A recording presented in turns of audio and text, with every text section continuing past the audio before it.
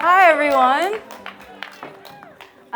Again, my name is Lindsay. Thank you all so much for having me here. As I'm in front of you all, I just want to take a moment to express my gratitudes.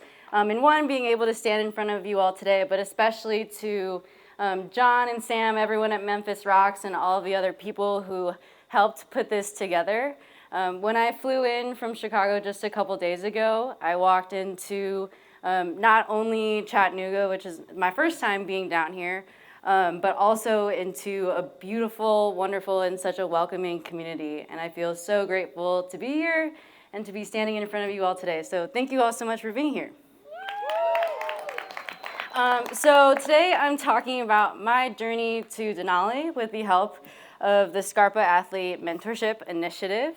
A little bit about my background is, although I've been able to be able to climb and have the opportunity to climb Denali, it wasn't always seemingly that way. I grew up in the suburbs of Chicago, which the steepest thing that I had there was my grandma's driveway, which was nothing. And didn't really know much about the outdoors. My type of outdoors growing up was playing kickball in a cul-de-sac and basketball against my sisters, which I'm 5 foot tall, but I was taller than my sisters at that point, so that's huge. And so I didn't grow up in traditional outdoor sense, but I was always fascinated with the mountains, high peaks, and always thought that they were mesmerizing, awing, beautiful spaces that I always imagined myself being in. And so in college, I decided to go to school in the city in Chicago, but quickly got a job at my college's indoor rock climbing gym, and that's when I fell in love, similarly to a lot of other folks' experiences and similar to what Memphis Rocks provides. After I got a job there, I quickly fell in love with climbing and realized that all I want to do is be outside. And I soon quickly try to find ways to learn how to do that. And the first thing that I did, all I ever knew, was to look at REI's career page. That eventually led me to a spiral to learn more about this thing called guiding. And in that, was able to learn more about how to be outside, and learned that I could get paid to be outside. And I think ever since I learned about how to do that since I was 18, I've taken that dream and I've kind of ran through it. So from there, I've been on a journey each summer throughout college, exploring different outdoor places and jobs. I worked a summer camp out in Colorado, spent 2 summers on a glacier out in Alaska. Let me tell you, my parents were not excited when I told them I found a job off a website called coolworks.com, and they picked me up in a white van and took me into a small town in Alaska. With that being said, I'm still here today, so that's awesome. And that eventually landed me towards skipping my college graduation and moving out to the beautiful state of Washington, which is where I spent the spring of 22, and I've been there ever since. In that journey, my first summer in Washington, I worked primarily on Mount Rainier, or Tahoma, as I like to call it. One of my pivotal experiences learning how to mountaineer and be a mountain guide was on the first day of my mountain guide training, where we were walking uphill to Camp Muir, which is the main campsite for the DC route on Mount Rainier. And on my way up, I was with a bunch of new people that I had never met before, and it had just freshly snowed 2 feet, which is about nearly half of me. And each step that I was taking, I was post-holing 2 feet, snow going all the way up to my knees. And there was only 5 feet of visibility, so I couldn't see further than where that speaker is right over there. And it was also 35-mile-per-hour winds, so very close to tipping me over every step that I took.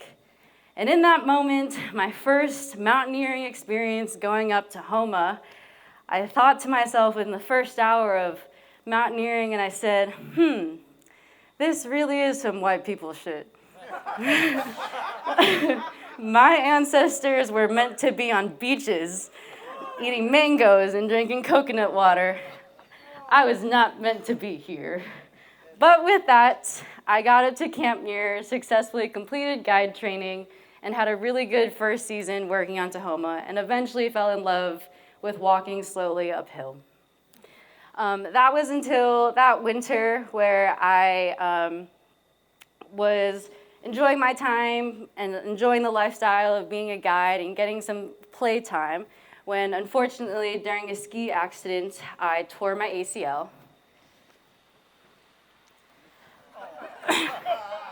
So for folks who may not be familiar, this is me. As I mentioned, I was really good at basketball growing up. This is my face on Derrick Rose, famous MVP, youngest MVP to ever win. Unfortunately, he tore his ACL as well, and we bonded over that journey. He certainly doesn't know I exist, but that's okay. But with that, unfortunately, I tore my ACL in the winter of 22/23, and that led me into a long recovery period of not only trying to figure out what I was going to do for work, because previously guiding I had been so physically dependent, but more so led me into questioning who I was. I think up until that point, and still part of me today, things that I'm learning about myself is that I had always felt like I identified or took a large part of my identity based on what I was physically capable of doing, whether that was grade chasing or wanting to get a faster time or wanting to feel at peace in my own mind through movement. Tearing my ACL really forced me to not only literally sit and watch a lot of Gossip Girl and Insecure, but also forced me to question what it meant, what my relationship to climbing meant, what it meant for me to be outside, and who I wanted to become outside of climbing. Through this journey, I have learned further that life goes beyond just climbing. It comes with the community, and fortunately, while I was going through an injury and overcoming, I was able to rely on the community that I had from climbing, and being able to not only talk about climbing, but going further and what it meant to overcome injury, insecurity, and build confidence in a different way. So it took me about 10 months to fully recover from my ACL surgery or injury. And in that, after the 10 months had been completed, this past February, at that point, I decided that I really wanted to climb Denali. I had been given the opportunity to go guide in the summer of 22, but because of my injury, I had to forego that opportunity. But once getting cleared, I decided that I wanted to go back. My boss and a lot of my coworkers were concerned, and I was too, about how I would physically be able to climb the mountain, how I would feel physically, and on top of that, working the experience.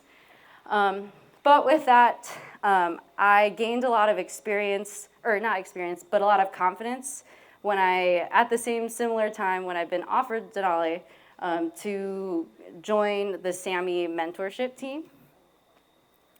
And in the first week of April, I was invited to go down to the Scarpa Summit down in Estes Park, where I was able to meet and get engaged with a lot of mentors and mentees.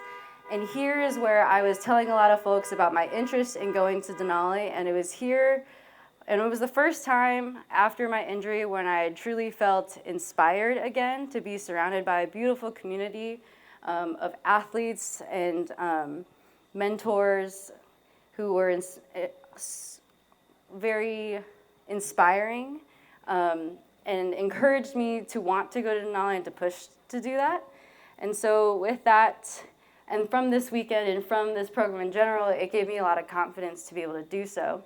And so from then on, I packed up all my bags, 135 pounds of it that you can see on the left there, and went on a trip to climb the tallest peak in North America.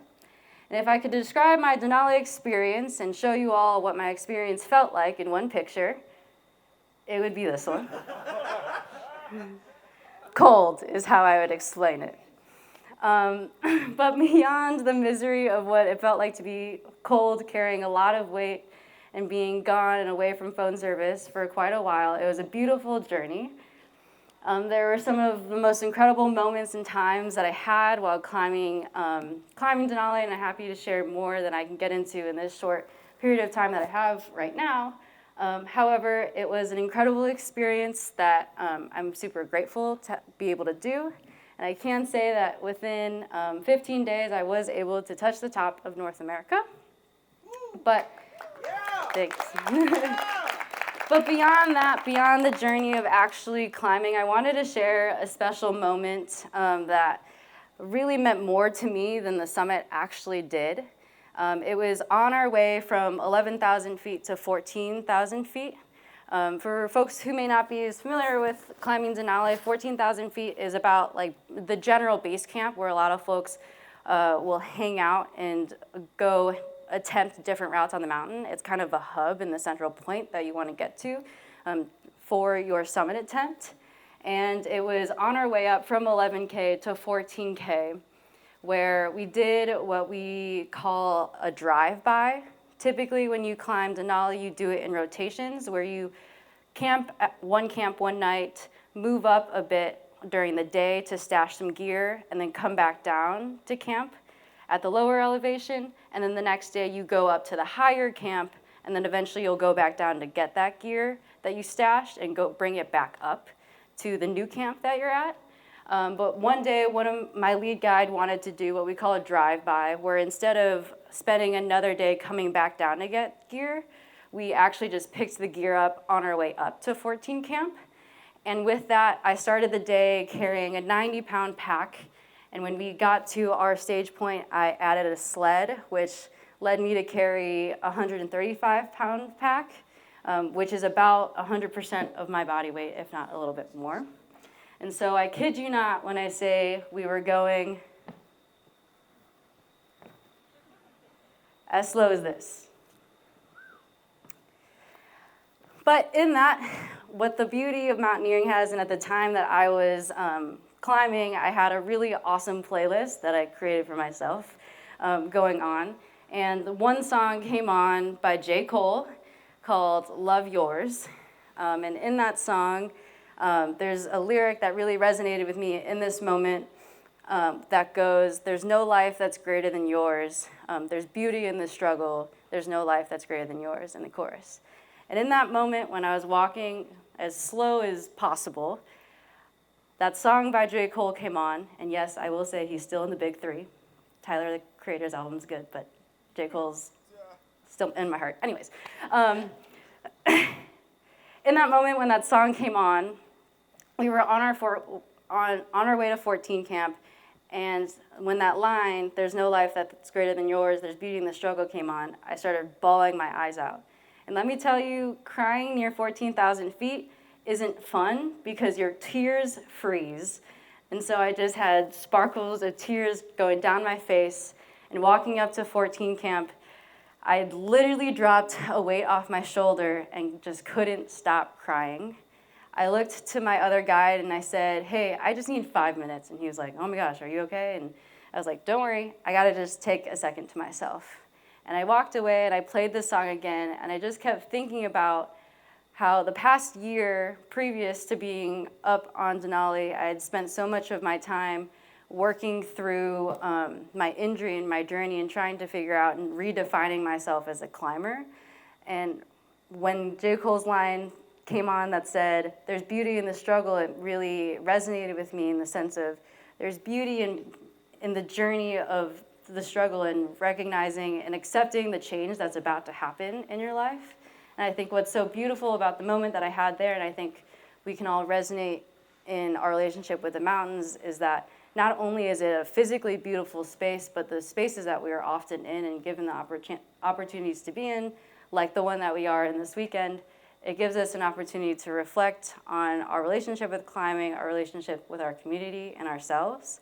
And in that moment, I certainly felt like I resonated with those lyrics and redefined who I am and what I wanted out of climbing in that moment. So throughout my journey from then on Denali, I still listen to that song nearly every single time I climb and continue on that journey to learn more about who I want to be as a climber. So since for my time on Denali, I've been able to fully recover from my injury and have even gotten to do a full season guiding on Denali and also in Washington and Colorado as well. Yeah, Chris? And from then on, I had a really wonderful summer guiding and being part of the SAMI program. It's certainly been a huge support for me throughout my journey on Denali and continues to be on this day. And I just feel a lot of gratitude for the spaces I get to be in and play in. And I'm excited to make more memories with you all this weekend. Thank you.